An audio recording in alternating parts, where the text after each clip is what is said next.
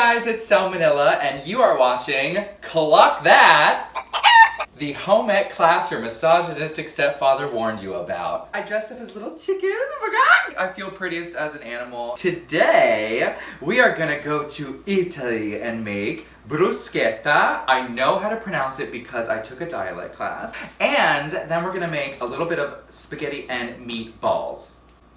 I said balls. We are gonna start with the bruschetta. I have all of my ingredients here. The star of the show, bum ba da bum bum bum bum bum, tomatoes. And I actually don't know what kind of tomato this is. Oh! There's a feather in my mouth. These are tomatoes. I don't know what kind this is. Maybe like Roma? Heirloom? Who knows? No, it's not heirloom. Heirloom are like the huge ones that look like a prolapse. To start, we are going to get our bread ready and get it in the oven. When you toast it with a little bit of olive oil and salt and pepper. Oh! The condom came off. The baguette condom. Oh. Let's play that in reverse.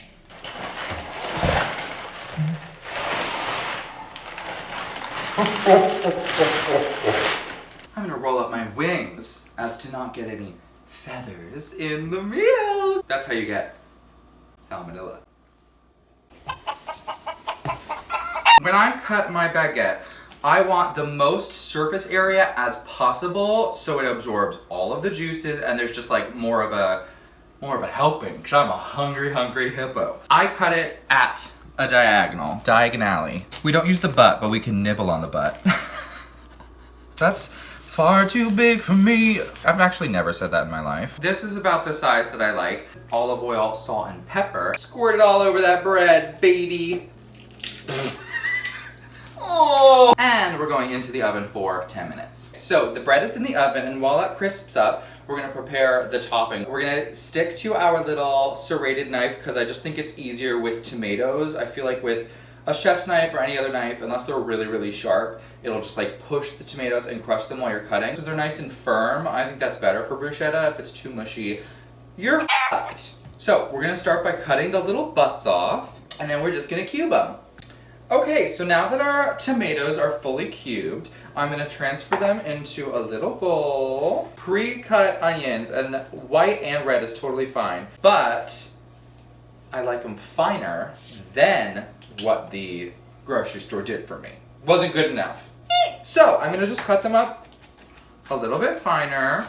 Transfer these to your bowl as well. And now for the garlic. So the way I break up my garlic is I go full CPR on this bitch, and I just, I put like all of my body weight into it. Now we're gonna do another little fun trick where I'm gonna show you how to take the wrapper. Like, why does each one come in a wrapper? Put the chef's knife like so, and I'm gonna punch the out of it.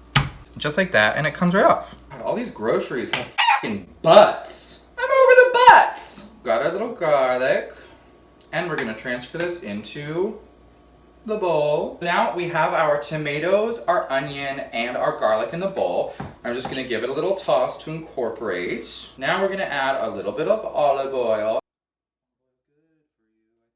Freshly crushed black pepper. My hands are oily. This is gonna be a bitch. Oh no, I can't do it. My hands are too oily. Oh yeah, there we go. Okay, so we're gonna add some pepper, a couple grains of salt. I really recommend fresh basil in this, but we have some dried basil, which is better than no basil at all. Now we're gonna assemble our bruschetta. We have our crispy crostinis. Who am I? I'm no chef, but my mom is. My mom is a culinary chef. She went to the Culinary Institute of America, and she's the one who actually taught me growing up how to cook from a very young age. She taught me how to cook chicken piccata and how to make all different types of appetizers, and she taught me this recipe for bruschetta. So this is a little like addition that I'm gonna add. I take this little garlic and herb alouette cheese, and we're just gonna spread it as a base layer. And this is great because it adds a lot of flavor, but also It allows the oil to not right away get absorbed, so your bread stays nice and crispy. We're gonna add a little bruschetta, a little tomato, onion, the basil, the garlic. You guys, if you could smell this, there's something about fresh garlic. We are going to take a little bit of parm and we're gonna grate it over top. Oh my gosh. Oh my gosh. So pretty! And then, oh my god, the crowd goes wild. A little bit of balsamic vinegar. I'm a genius! I'm gonna put this in my mouth. Now I'm gonna like it. And you are too. I'm always gonna up my lipstick. Here we go.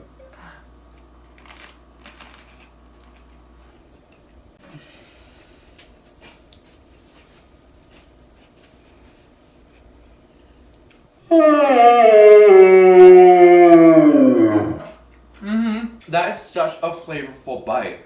Holy shit, sir. I said shit. That's okay, I'll bleep it. Please make this for your friends and family during quarantine. It is making a happy party in my mouth. The fresh tomato, all the fresh ingredients paired with like that crunchy bread and the garlic, so good.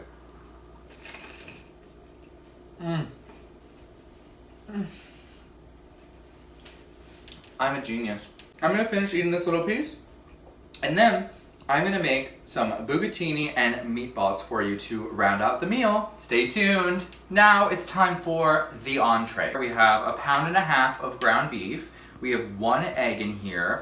We have the oven preheated to 375 and we have a pot of water that is getting ready to boil. I also set out a pan that has a couple tablespoons of olive oil because we're gonna pan sear them first, the meatballs, so that they get like a nice browning. And then we're gonna finish cooking them in the oven. I have some cheese and some red onion that I chopped up and grated because I just love my meatballs like packed with flavor. Add some Italian breadcrumbs. I'm gonna add a little panko as well. We're gonna do some garlic powder, some basil. I have some garlic and onion seasoning, red pepper flakes, spice up my life, and salt and pepper. I know meat is better to mix with your hands, but you couldn't pay me to get meat under my press-on nails. You couldn't pay me. Our meatball mixture is all mixed up. We're gonna take a little spoon and grab some of our meat. Oh, too much meat. Into the palm, and we're just gonna make a little ball. It's like Play-Doh, but it's an animal. PETA's gonna come for my gig. And just continue doing this until you wanna jump out the window.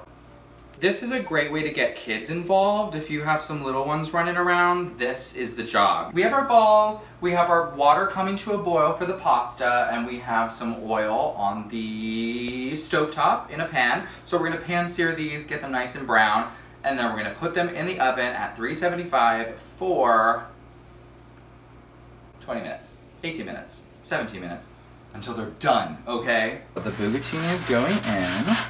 We're gonna let that come back to a boil, and that goes in for about 11, 12 minutes. And now we're gonna put our little balls in. I'm so excited. Watch this oil just kill me. Oh yeah. Look at these gorgeous balls. It happens pretty fast. They get nice and crispy. Look how golden. See, if you put them in the oven without doing this step, they have a tendency to go gray on you.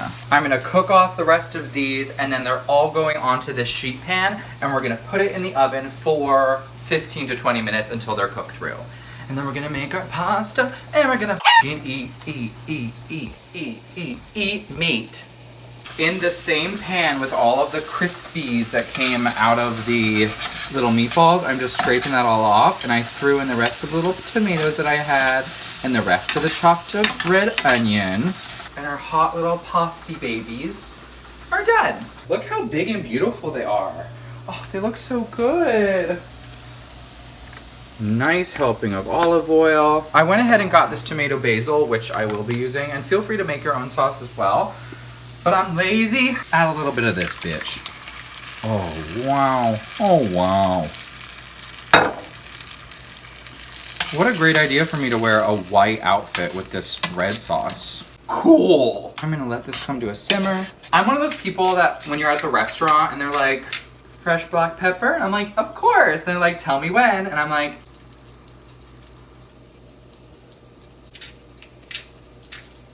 I won't tell you when. I won't. I love pepper.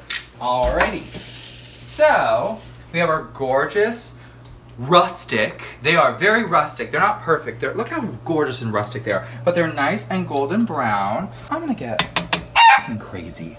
I'm gonna get absolutely nuts. And I'm gonna put these meatballs in this sauce and just let them sit there for like 5 minutes. Oh, these little balls. You guys, our meal is coming together. We have our bruschetta that we started at the very beginning. Tastes delicious. We have an arugula little salad that I just dressed with some salt, pepper, fresh lemon juice. Mine has gorgonzola and this one has parm, so whatever cheese you're feeling.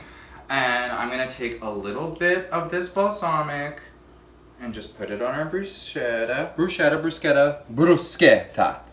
However you feel like pronouncing it that day. Okay. We're gonna take our little bucatini. Oh, she's thick.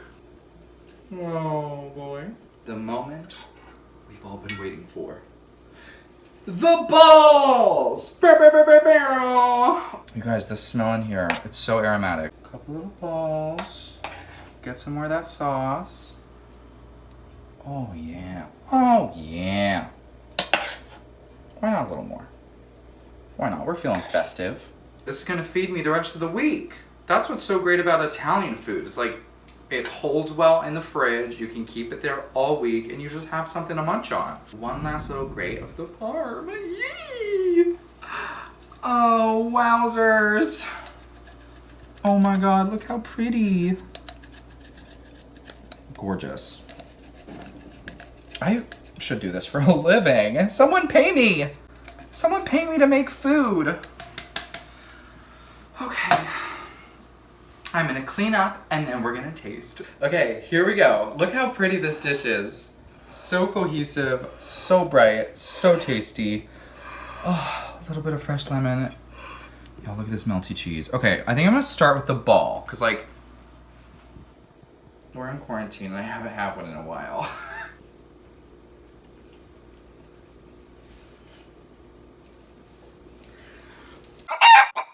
Oh my God.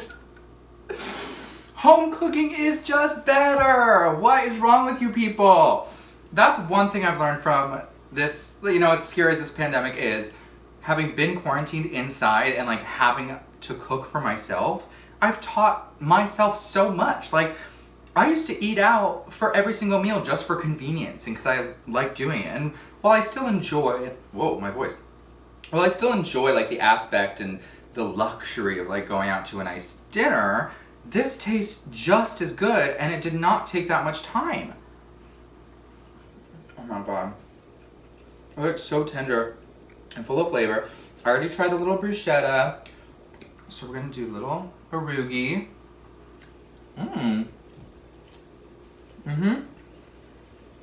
That combo, my mom taught me this salad as well. That combo is just so fresh and so light, and you don't have like a heavy salad dressing or anything. I mean, like, other than the pasta, I think this meal is pretty healthy. And I mean, like, a little bit of pasta every once in a while, like, who gives a shit? It's cheap. It was like $1.47 a box. It's cheap. It's easy to make. I'm really scared. It's gonna get on me. It's gonna get on me.